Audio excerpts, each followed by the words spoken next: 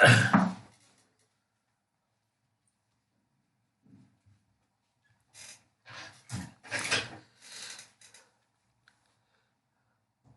Afternoon students. आज मैं आपको समस्या जनित विधाओं एवं प्रबंधन विषय के पाठ्यक्रम के ब्रांच में बहुउद्देशीय पादप प्रजातियों द्वारा समस्याग्रस्त विधाओं का जैव सुधार, जिसको bio remediation problem solve with multipurpose plant trees कहते हैं, उसके बारे में बताऊंगा।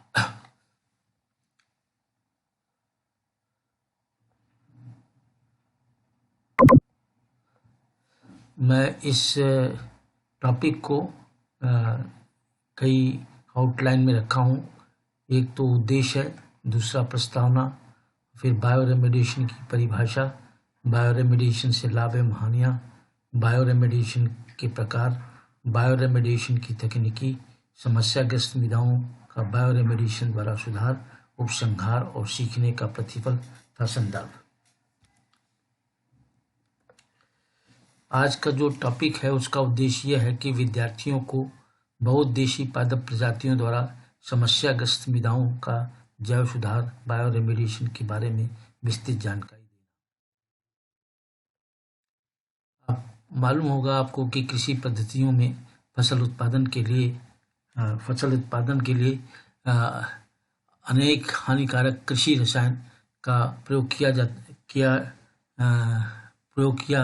जाता है और इन कीटनाशियों या पीड़कनाशियों के प्रयोग से इन रसायनों के प्रयोग से मृदा एवं पौधों में किया जाता है। अगर इनका संस्कृत प्रजातियों में न उपयोग किया जाए तो मृदा के इन रसायनों का पोषक तत्वों की असर उपलब्ध सूक्ष्मजीवों और की क्रियाशीलता पर पड़ता है, उनका कुप्रभाव पड़ता है। वास्तव में मृदा में जैविक बायो रेमेडिएशन का मतलब मृदा सुधार से ही है। इस प्रक्रिया में जो है कई पादप प्रजातियां, सूक्ष्मजीव, मृदा में उपस्थित सूक्ष्मजीव, मृदा सुधारक पादप प्रजातियां एवं शस्य विधियां का प्रयोग किया जाता है, जिससे कृषि रसायन का हानिकारक प्रभाव को दूर किया जा सके।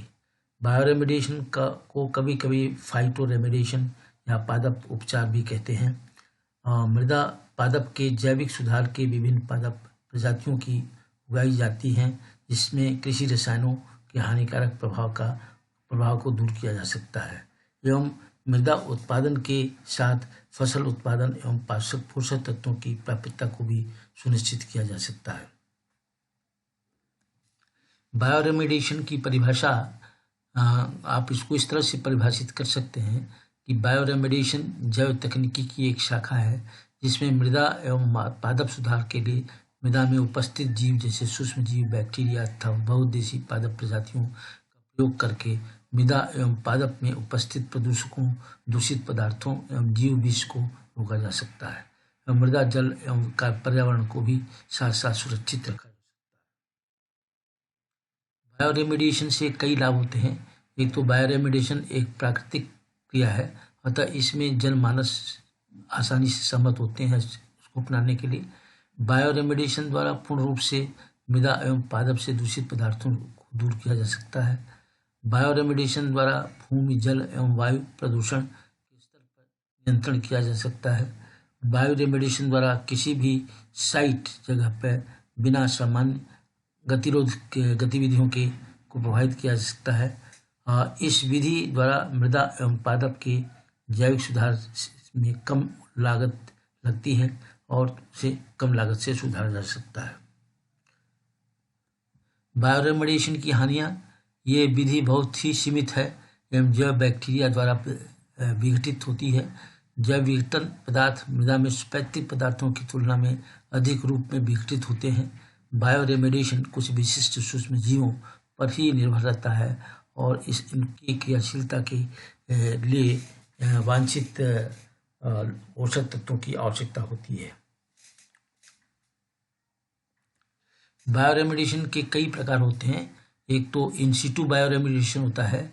इस प्रकार इसका प्रयोग जो होता है संदूषित मृदा एवं भौम जल होता है, भौमजल में होता है। यह एक अच्छी विधि है संदूषकों को वातावरण से खत्म करने के लिए तथा सूक्ष्म जीवों को इस्तेमाल करके इन रसायनों का इस्तेमाल किया जाता है। और ये 2 प्रकार का होता है। एक तो इंटेंस प्रवेश बायो रेमेडिएशन। इन तरह की इनसाइट बायो रेमेडिएशन में सूक्ष्म जीव सुधार कर जो मृदा में डायरेक्ट जल से उपचार किया जाता है और पारिस्थितिकी स्थिति के अनुसार संदूषित क्षेत्रों को फाइटोफिकेशन द्वारा भी इसको उपचार किया जा सकता है। बी इसका जो है अभियंत्रिकी इन सिटू बायोरेमेडिएशन। इस तरह के बायोरेमेडिएशन में सूक्ष्म जीवों का प्रयोग संदूषित क्षेत्रों में किया जाता है। अभियांत्रिक पद्धतियों द्वारा वातावरण में रूपांतरण किया जाता है। भूमि की भौतिक एवं रासायनिक दशा सुधारने के लिए इन प्रक्रिया होती हैं अपनाई जाती हैं और संदूषित मृदा को अभियांत्रिकी की आपूर्ति हो जाती है और एवं संदूषित क्षेत्रों की सुधार में परिवर्तन होता है। एक सिटू बायोरेमेडिएशन में संदूषित क्षेत्रों के बाहर जैव सुधार किया जाता है। इसमें संदूषित मृदा को एक जगह से दूसरे जगह से ले जाया जाता है या भौम जल से संदूषित स्थान का पंपिंग किया जाता है। सॉलिड फेज सिस्टम भूमि शोधन एवं मृदा पाइल में जैविक अवशिष्ट जैसे सीवेज, स्लज एवं सॉलिड अवशिष्ट के बायोरेमेडिएशन द्वारा सुधार किया जाता है। इसमें land farming, soil farming and composting द्वारा किया जाता है। स्लरी फेज सिस्टम में ये बायोरेमेडिएशन की प्रक्रिया तेजी से होती है। इसमें अन्य प्रकार के बायोरेमेडिएशन की तुलना में ये अच्छी पद्धति है। बायोरेमेडिएशन की तकनीकी कई तरह की होती है। एक तो पहला बायो आगुमेंटेशन, जिसको जैव संवर्धन कहते हैं। जीवाणुओं के कल्चर को भूमि संदूषित करते भूमि माध्यम में मिलाकर इन सीटू विधि से संवर्धित किया जाता है। दूसरा जो होता है बायोफिल्टर होता है। ये वायु के में सूक्ष्म जीवों के आवरण को हटाकर उसे हवा के उत्सर्जन द्वारा किया जाता है। बायो रिएक्टर संदूषित क्षेत्र में जैविक विधियों द्वारा सूक्ष्म जीवों की सक्रिय करने में थोड़ी मात्रा में द्रव्य के साथ संवर्धन किया जाता है। दूसरा जो होता है नेक्स्ट बायो स्टिपुलेशन, जैव उत्तेजक। मृदा में उपस्थित जो इंडिजिनस सूक्ष्म जीव की जनसंख्या होती है, इनको इन सिटू या इन टिश्यू विधि द्वारा उत्तेजित किया जाता है। बायोवेंटर, यह विधि में संदूषित मृदा एवं जल को ऑक्सीजन की अधिक ग्रहण करके सूक्ष्म जीवों की वृद्धि एवं क्रियाशीलता को बढ़ाया जाता है एवं यह विधि इन सिटू विधि से अधिक प्रभावित होती है। इस विधि में सूक्ष्म जीव को वायु के संपर्क में लाया जाता है। जो आपके प्रदूषक हैं उसमें उसके जो कंपोनेंट होते हैं, जो बायोरेमेडिएशन की तकनीकी है, तो एक तो अकार्बनिक पदार्थ होता है, दूसरा जैविक होता है। तो जैविक में मोस्टली उसके 3 पार्ट होते हैं, ठोस, द्रव्य और गैस। और जो प्रदूषण है वो वातावरण से होता है और जीव से होता है। तो वातावरण के जो प्रदूषण है उसमें मृदा, जल और वायु होता है और जो जीव होते हैं उसमें सूक्ष्म जीव, पादप, एंजाइम। ये बायोरेमेडिएशन तकनीकी द्वारा इनका जो है जो डिफरेंट कंपोनेंट होता है वो है। एक फाइटोरेमेडिएशन होता है। इस विधि में जैविक प्रदूषकों एवं भारी तत्वों को पादप एवं राइजोस्फीयर सूक्ष्म जीव को मिलाकर करते हैं। यह विधि काफ़ी कृषि पारिस्थितिकी के लिए उत्तम है। इसमें मृदा प्रदूषण स्तर को एवं भारी धातु, मृदा एवं जल को पादप सुधार विधियों द्वारा उपचार करते हैं। एक कोशिकी, शैवाल और जलकुंभी प्राय इस विधि के पौधों के रूप में प्रदूषित किए जाते हैं। ये फोटो है, मतलब चित्र दिया गया है जो फाइटोरेमेडिएशन किस तरह से होता है उसको प्रदर्शित किया गया है।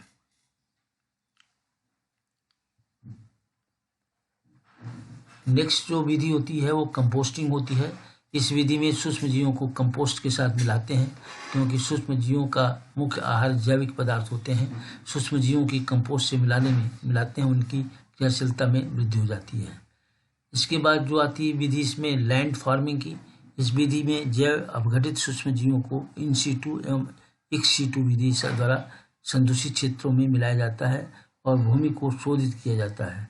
शोधित करने के पहले संदूषित मृदा को बेड के रूप में बनाकर उपचार किया जाता है। एक बायोपाइलिंग होता है।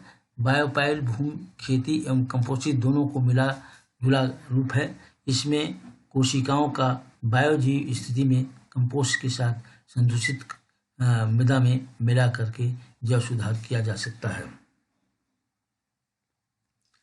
समस्याग्रस्त मृदाओं में बहुउद्देशीय पादप प्रजातियों द्वारा सुधार से तात्पर्य मतलब जैव एजेंट सूक्ष्म जीव एवं पादप प्रजातियों द्वारा इन मृदाओं को सुधार किया जाता है। अक्सर समस्याग्रस्त मृदाओं में भौतिक एवं रासायनिक गुणों के असंतुलन से ही होती है।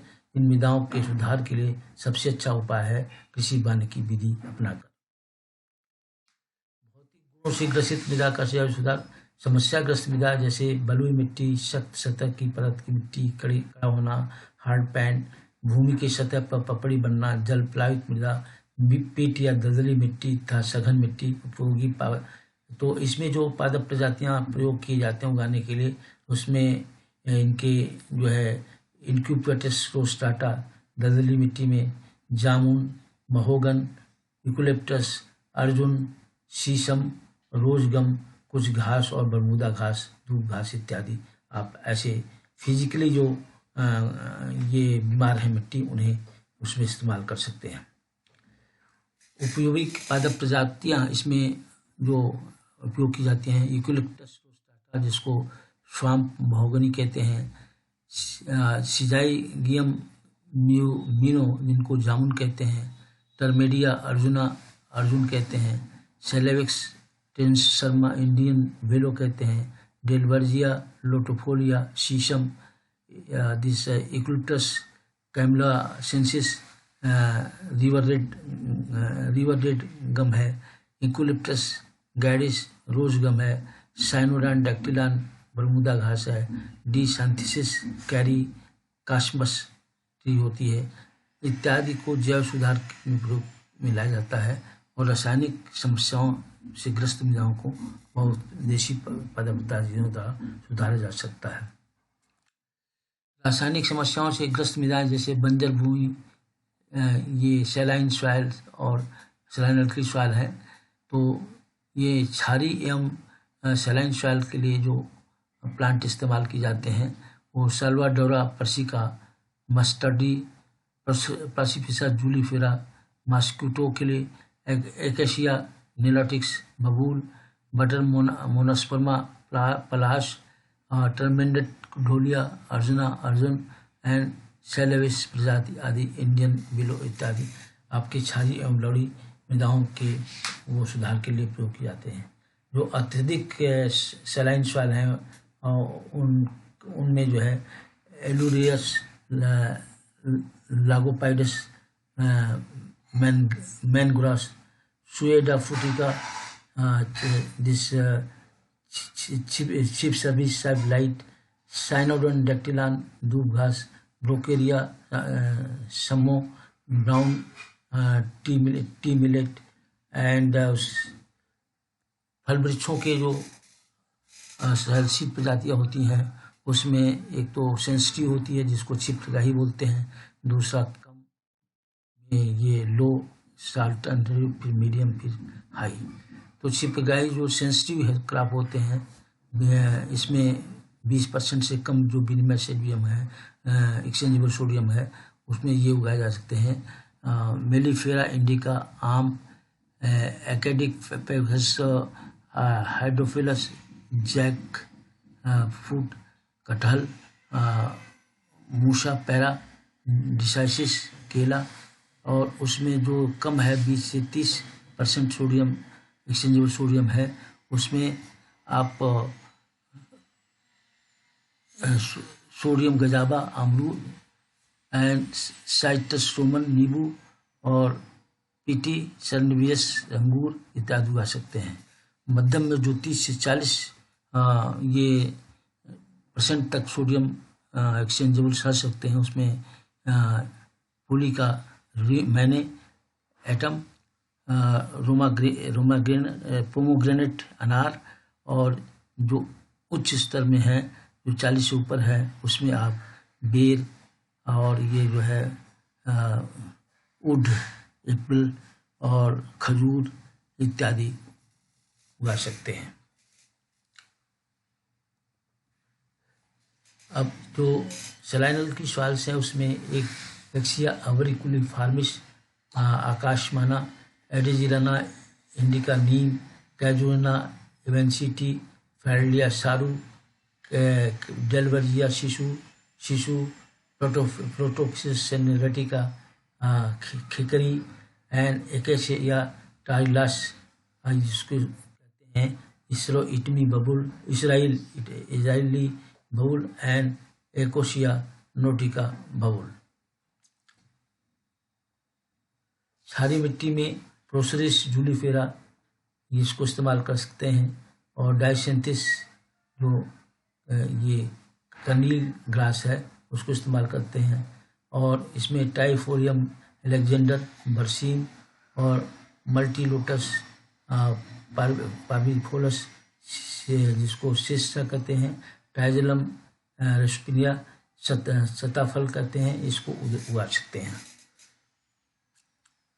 अभी मैं कंक्लूड करूंगा लेक्चर को कि फसल उत्पादन में पीड़कनाशी रसायनों का प्रयोग असंतुलित रूप से हो रहा है, जिसमें पोषक तत्वों की उपलब्धता एवं सूक्ष्म जीवों की क्रियाशीलता पर प्रभाव पड़ा है। अब समस्याग्रस्त मृदाओं का जैव सुधार बायो रेमेडिएशन और फाइटो रेमेडिएशन द्वारा भी किया जा सकता है, जिससे संदूषित मृदा का उपचार आसानी से किया जा सकता है। अधिकतर समस्याग्रस्त मृदाएं भौतिक या रासायनिक रूप से निम्नलिखित होती हैं, जिसे जैव सुधार करने के लिए बहुउद्देशीय पादप प्रजातियों द्वारा सुधार कर संदूषित मृदा को खेती योग्य बनाया जा सकता है। आज के जो लेक्चर है उसका सीखने का प्रतिफल है कि अंत में विद्यार्थियों को जैव सुधार की बताई हुई विधियों एवं बहुउद्देशीय पादप प्रजातियों का समस्याग्रस्त मृदा में उगाकर भूमि की उर्वरता को संवर्धित कर सकते हैं।